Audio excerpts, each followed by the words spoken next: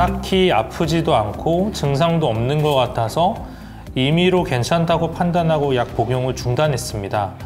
더 악화되지는 않겠죠?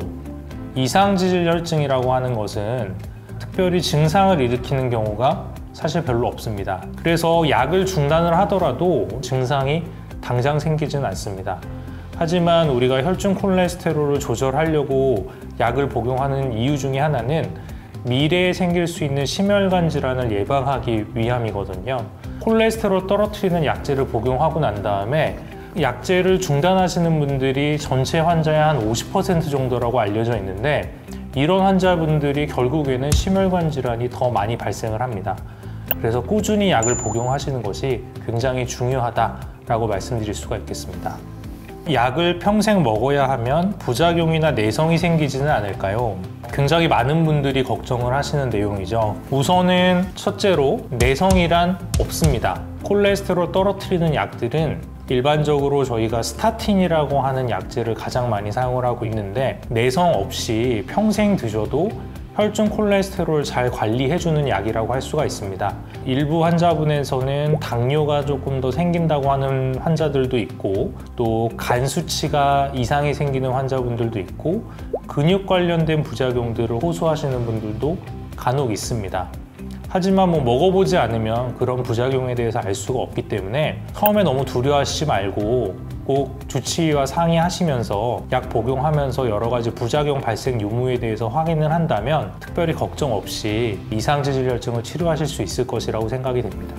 치료를 받지 않는다면 어떤 합병증이 생기나요? 이상지질혈증을 우리가 치료하고 관리하는 이유는 심혈관 질환의 발생을 예방하기 위함입니다. 심혈관 질환이라고 하는 것은 우리 몸의 장기에 충분한 혈액과 영양분을 공급해주는 혈관에 노폐물이 껴서 장기에 혈류나 영양분이 공급되지 못하는 상태를 이야기하는 것인데요. 결국에는 이상지질혈증을 오랫동안 방치하게 되면 혈관 자체가 좁아지기 때문에 여러 가지 협심증이나 또 심근경색, 뇌경색, 그리고 말초 동맥질환, 이런 것들이 발생을 할 수가 있습니다.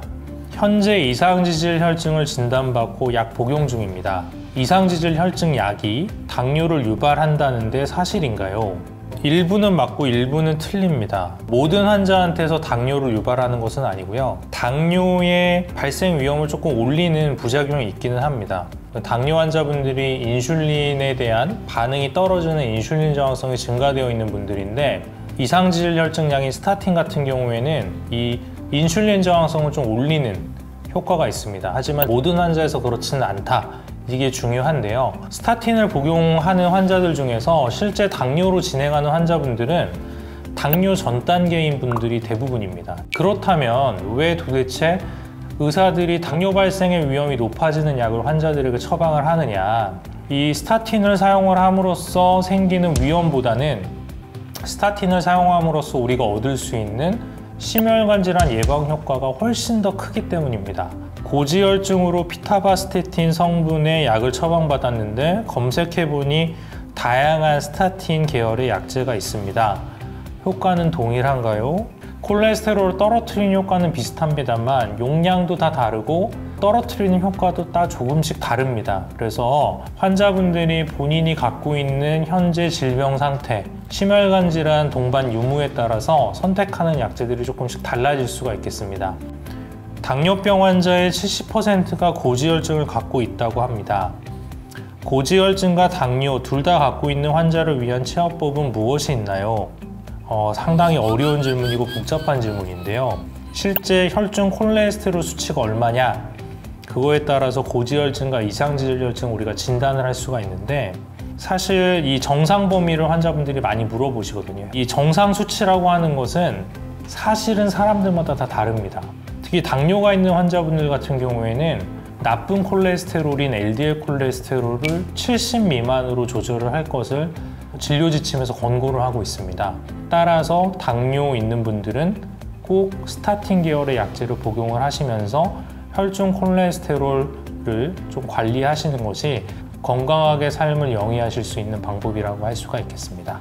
이상지질혈증은 증상이 없습니다. 그래서 어떻게 보면 더 무서운 질환이라고 할 수가 있습니다. 적극적으로 혈액 검사를 통해서 본인이 이상지질혈증을 갖고 있는지 이런 것들을 체크하고 젊어서부터 꼭 열심히 관리하실 필요가 있는 질환이 되겠습니다. 계속해서 식습관 개선이나 운동 그리고 꾸준한 약물 복용을 통해서 잘 관리할 수 있는 질환이니까 너무 걱정하시지 말고 항상 병원에서 잘 체크하시고 잘 관리하시면 되겠습니다.